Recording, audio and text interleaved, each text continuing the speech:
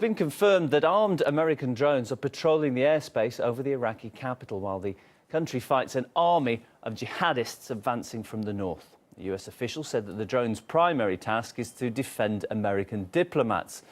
US Secretary of State John Kerry is also asking the Kurds to stand by Baghdad, and he was followed by the British Foreign Secretary, who travelled to meet Kurdish leaders in northern Iraq on Friday to discuss their role in the conflict. Lucy Kafanoff looks at the prospects for Iraqi Kurdistan in the ongoing conflict. Less than 2 kilometers away, a stronghold of the Islamic State in Iraq and Syria.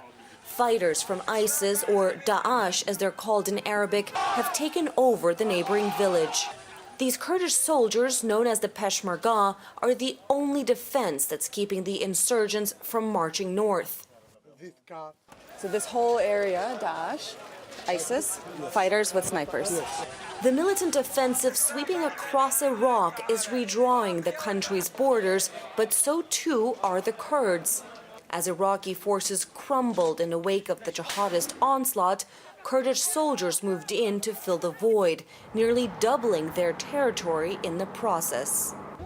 In just a matter of hours, the Kurds seized militarily what they failed to secure politically for decades, the oil-rich province of Kirkuk and its main city.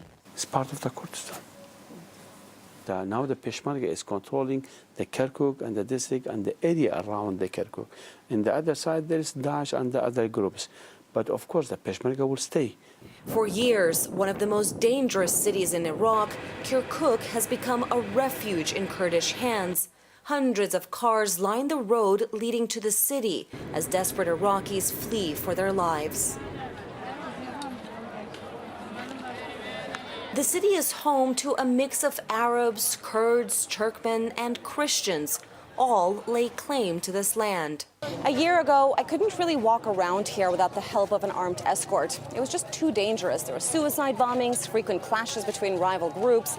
By controlling Kirkuk, the Kurds hope to prove that they can do a better job than the central government. It may be safer so far, but with neighbors like ISIS, it's unclear for how long.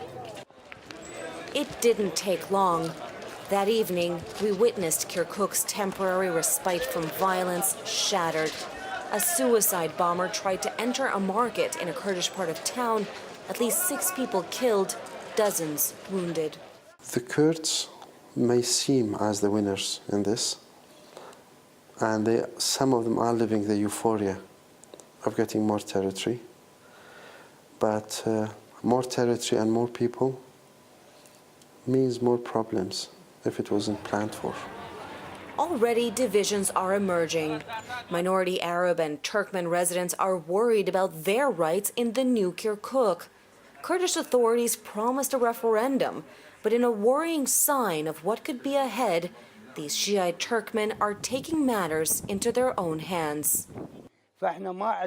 We don't trust any government or any group to protect us, so we're taking up arms to defend ourselves. Lucy Kafanoff, Kirkuk, Iraq.